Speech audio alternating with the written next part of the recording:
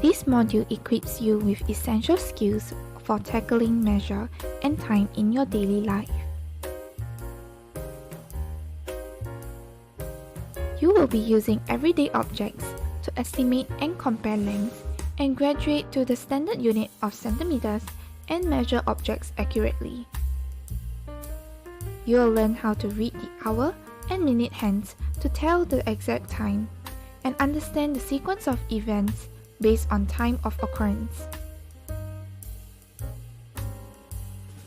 The following is a checklist of what students should master from the module.